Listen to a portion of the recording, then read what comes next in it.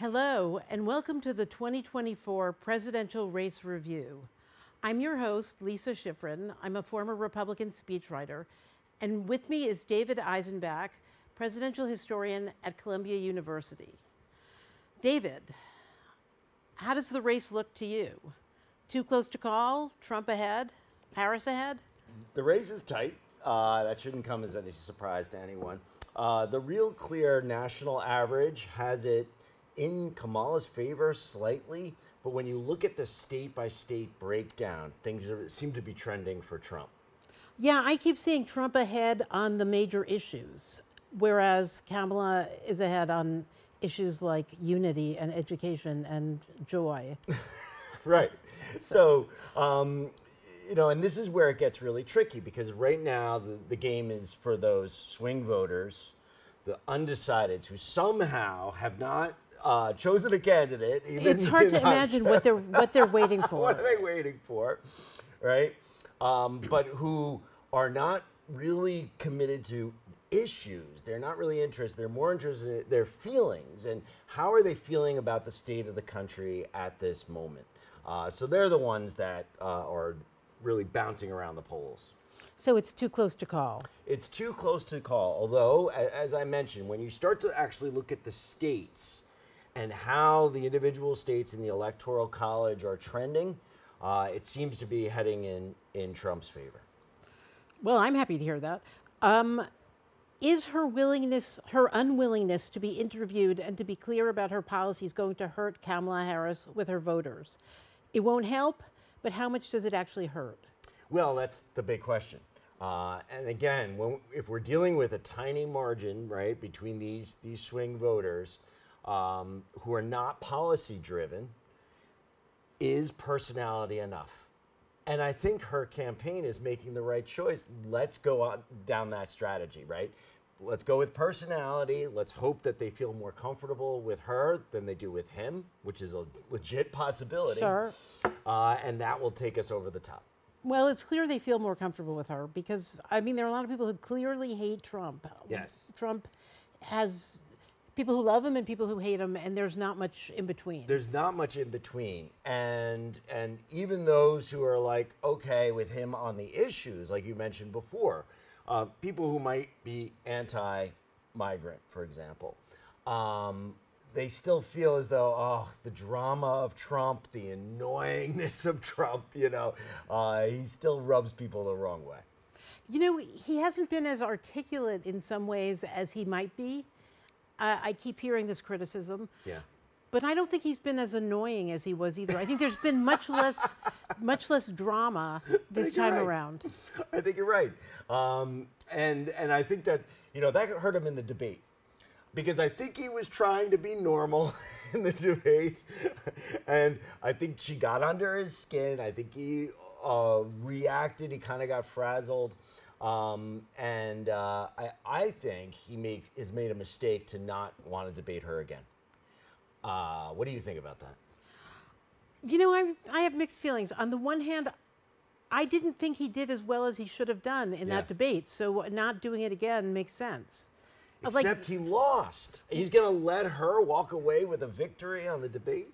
She has more to gain from a second debate than he does. Do you think so? I do, because she's so interview averse, she's so media averse that any big exposure like that works for her if she's even moderately competent, which she was. So I didn't think she was great, and I thought there was a fair amount of obfuscation, but I thought that it definitely worked in her favor. She didn't lose. Oh, no doubt, no doubt. And her interviews are pretty consistently bad. They're bad. They're just so bad. I mean, even somebody who likes Kamala knows she's not a great interview. I don't know why that would be, because she's done this her whole life. She ought to know her policies. Yes. Yeah. And it's not like they're aggressive, antagonistic interviews. No, they are the friendliest interviews you've ever seen. Yeah. My advice is keep on going for the personality and see if you can win a squeaker for Kamala Harris right now. What more do you think her campaign should be doing? I'm not sure there is much more. I mean, what really concerned me, and should concern Democrats, is the hurricane in Georgia and the failure to go down there, Biden's failure to go down there, Harris's failure to go down there, that means a lot, particularly to swing voters, particularly those facing a really cataclysmic destruction Disaster. in many areas. You have to make the effort. We saw this with George W. Bush with Katrina. We saw how Barack Obama with Superstorm Sandy made a big effort. And, you know, the fact is that a president going down into a disaster zone doesn't really help the people in the disaster zone, but it's an important signal and message that I'm there with you. Right? It makes it look as if the relief is going to come faster and things are going to get done and things are a priority. And if you don't show up, well, it and makes you look Kamala like being at fundraisers in Hollywood is kind of the absolute wrong signal to send when people are kind of dying on rooftops. and Biden being at the beach. Biden being at the beach, you know, that was classic. It's a little late for beach season in Delaware. That was actually kind of shocking when I heard that's where he was. Well, believe me, if he were still running for president, I think he would have been down in Georgia. But what does he have to lose? These people pushed him out. What is he going to give up a beach weekend? It's all true. It's all true. Although he claims he was on the phone the whole weekend. Yeah, but and He probably was on the phone a little bit. Right, and the fact of the matter is, a president can do a lot more from the Oval Office on the phone that he can possibly do on the ground. No, that's Not true. to mention, you've got first responders and security that have to be dedicated to your protection that should be helping people. But you know, organizations, entities in the government do not run themselves. Yeah. They need prompting and they need pushes. They need to be told what to do. And the fact that nobody's doing that, the fact that Biden has no incentive to do that, and Kamala didn't feel that she should step in and act presidential, I thought that was actually a little weird. Like, not seeing this as an opportunity to look like you're in charge and you've got this, what it takes to actually make something happen. That was a kind of an unforced error. This is the one of the primary sort of lessons of politics is that every crisis is an opportunity, right? You take Right, that crisis exactly. and you go down there if you're Kamala and you be the president and make yourself look presidential. If the president isn't going to do it, you got to play the part, right? You know, Donald Trump goes down there and he's playing the part. Yeah, right? he brought You don't lots have of to be aid. president to pretend like you're president. No, that was great. He's not president, but he was president, and he acted like he was president. There it is. It was great. Trump speaks frequently without teleprompters, unlike Kamala. He is interviewed regularly. Is this helping him, or is it just expected so he gets no bounce from it? I don't think anybody's sort of impressed by it anymore, but I think it's part of his authenticity. He also can say things which are totally wacky, too, because he's not on the teleprompter. I do think it's good when he's giving a foreign policy speech, he's on teleprompter, because he understands that when you say Rigor, a little rigor. on a foreign policy, things get translated and there are consequences to words. So that's where Trump goes down. Although, I got to be honest with you, I find Trump's speech when he's on the teleprompter very boring. Do you? Yeah, I find them very, very boring. I much prefer that. I find them more entertaining when he's just going off on his various... His riffs, yeah. No, those are definitely more entertaining. But, you know, you have to actually, as a speechwriter, I will say, it takes a certain amount of actual concision to get out the points that need to be gotten out in any speech where you're trying to convey what you really mean and what you're going to do and what you want to see happen. So good that he sticks to the teleprompter, that somebody stocked with an actual speech. But especially on foreign policy. Especially on foreign policy. How is the Trump campaign doing? What else should he be doing? What should Trump be doing? I think more talking about the economy would be the thing to do. I think this economy is heading down. I think it's trending down. So if he could get out in front of that, so much the better. I think that people are feeling the pain. Maybe not Wall Street people, right? Maybe not New York City people or San Francisco people, but the people that are going to decide this election in those swing states, he would be talking to them. No, I agree. I think that most of the country is actually having a hard time with cash flow. Yes. And I certainly think that the people who go to his rallies feel that way. But you know, he does talk about the economy. We barely hear it, but he talks about what he did last time, about cutting taxes, about cutting regulations, about getting energy going, you know, growing faster. I was more like on the state of the economy right now. You sort of show that More empathy. analysis? Like, I understand that there's pain out there right now, right? That kind of emoting. Again, we're going for those swing voters that want to feel like somebody's hearing them. That would be the move. You know, I know this is not an easy thing for Trump, empathy, but if he could show a little bit or at least pretend to be it, then I think it would go a long way for him. That's what I would recommend. How much of an issue is the open border? It's clearly causing problems in cities and towns across the country. Can people trust Harris to change this policy when the Biden-Harris administration caused it? I think that Trump wins on that issue of the border. And I think that there's a lot of resentment when we start to look at numbers in the Black community and in the Latino community. Trump's going to do very well in both communities. And both With those men. communities. With men. I don't know about with women. I think he's going to do better than any Republican has ever done in both those communities with men and women, but particularly with Black and Latino men.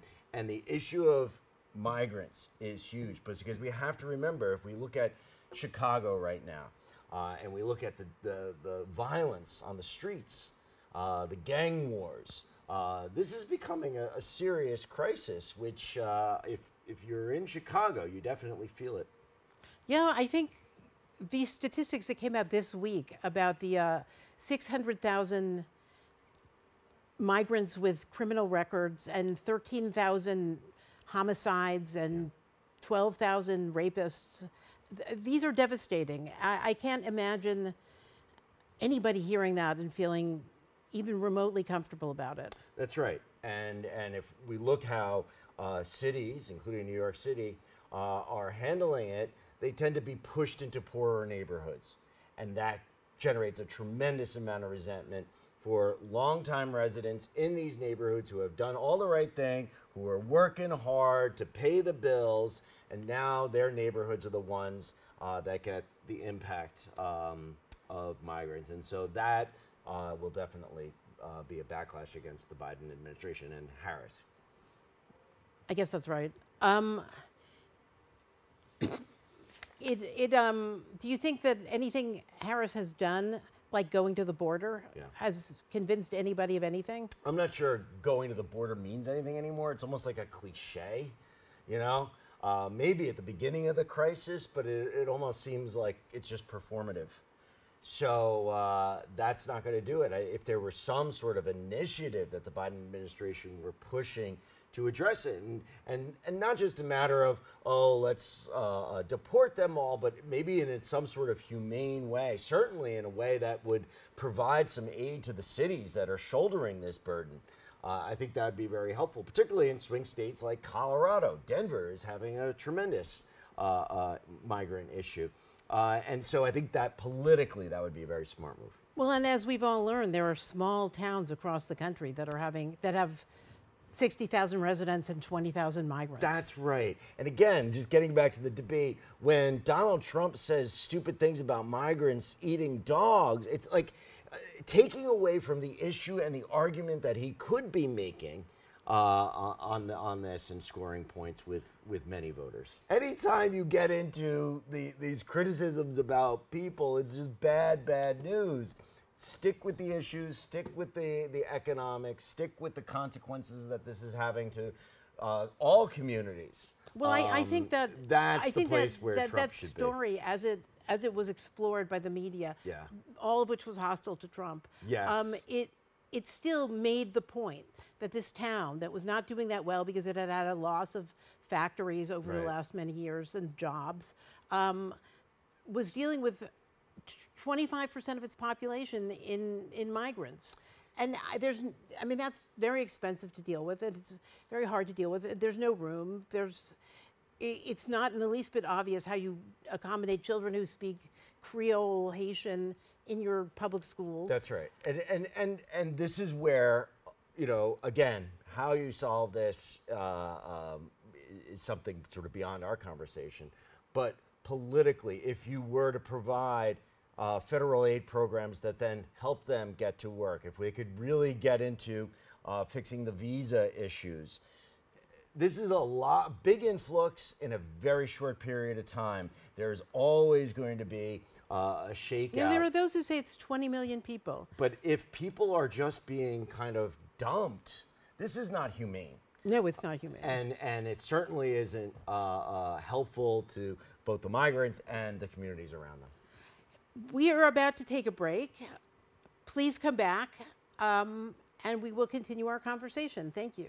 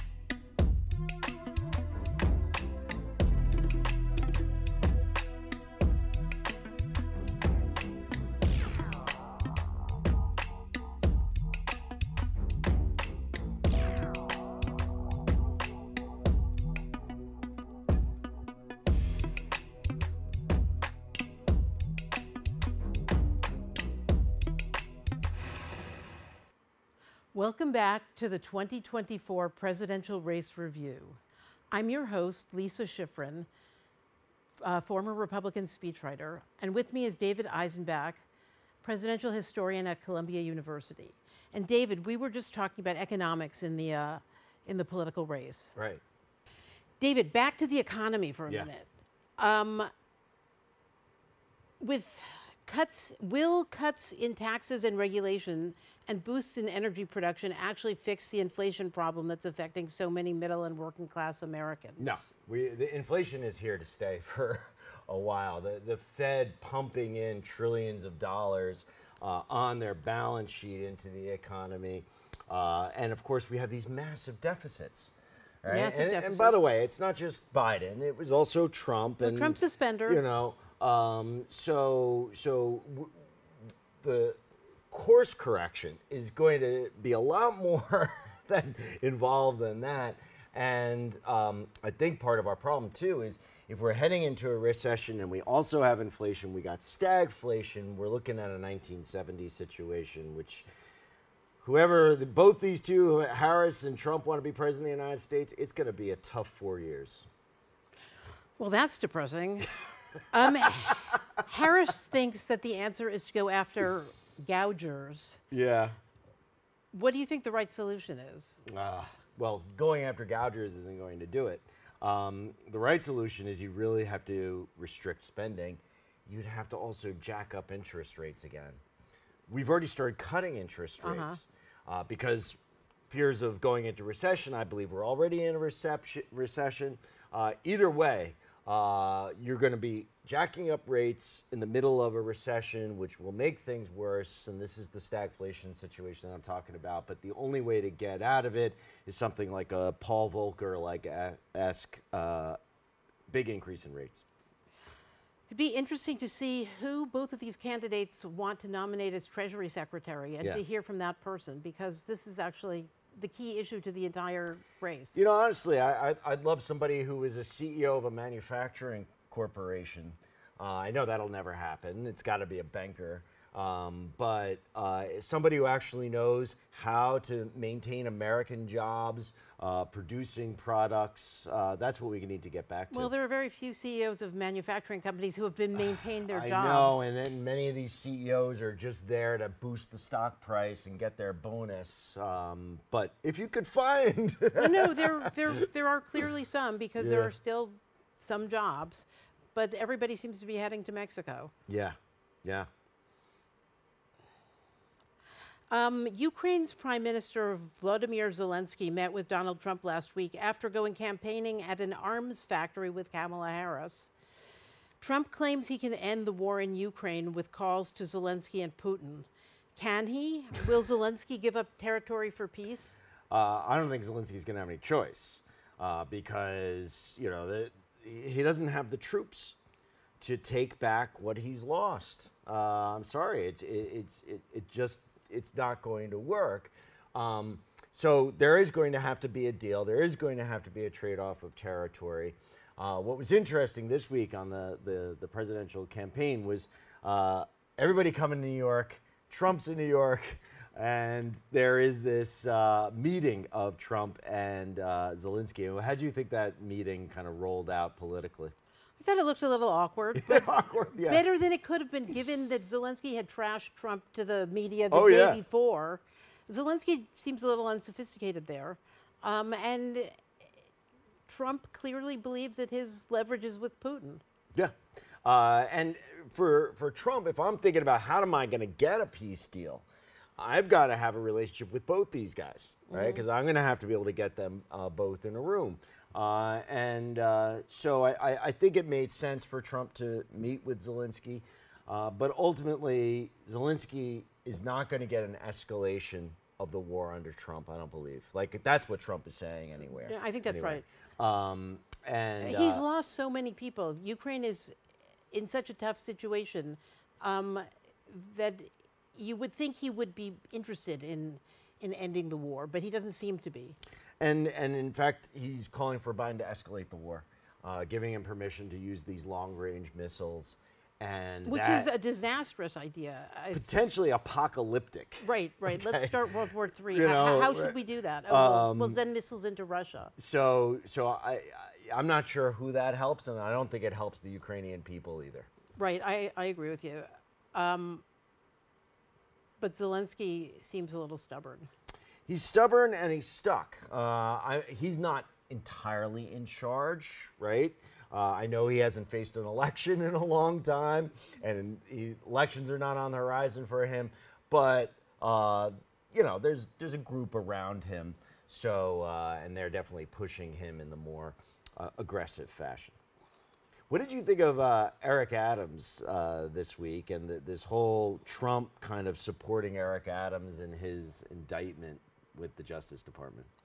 You know, I think Trump is right about this. I think Trump said that when he saw Eric Adams standing back and pushing back against the Biden administration because of the migrants, he knew that Adams would be indicted.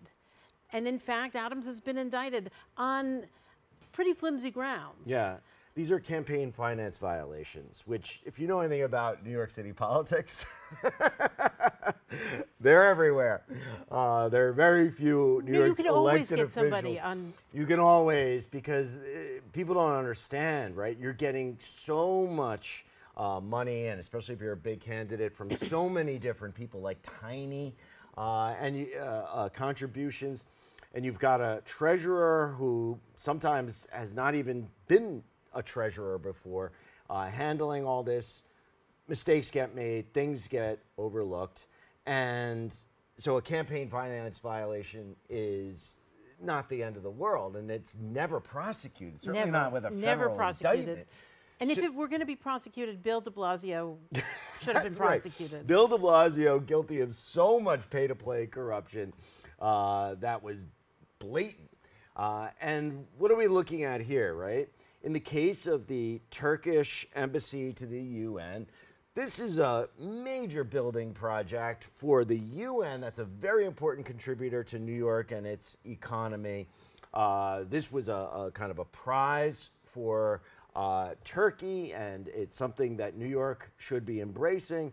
So when the mayor's office makes some phone calls to expedite things, there's nothing unusual about that. Right, I think that's normal. It's normal. In a bureaucratic situation like this. I also think Eric Adams should not have taken all the free hotel rooms. But again, not something that gets indicted. Right, it's just not that big a deal. It's not, it doesn't strike me as real corruption. No. Not in the context of New York City and the previous experiences of mayors. And he's right that the migrant situation in New York City is a disaster. It's very, very expensive.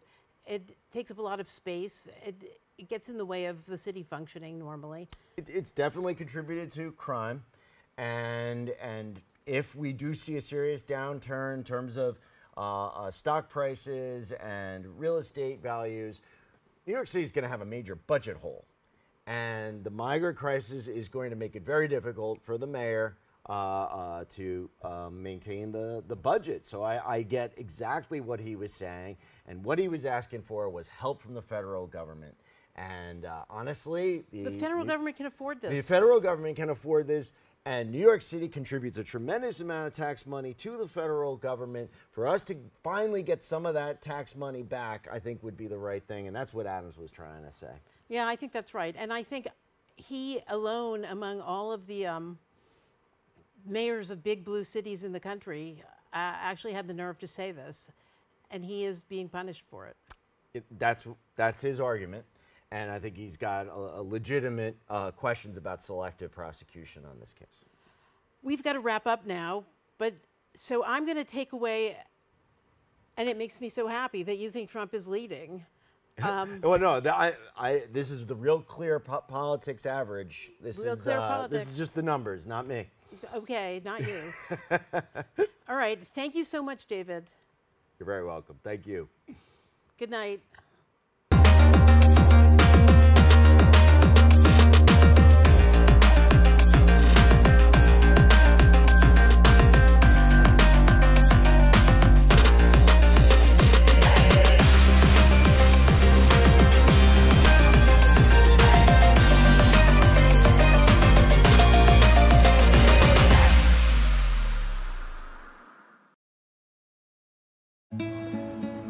Gracias. Thank you.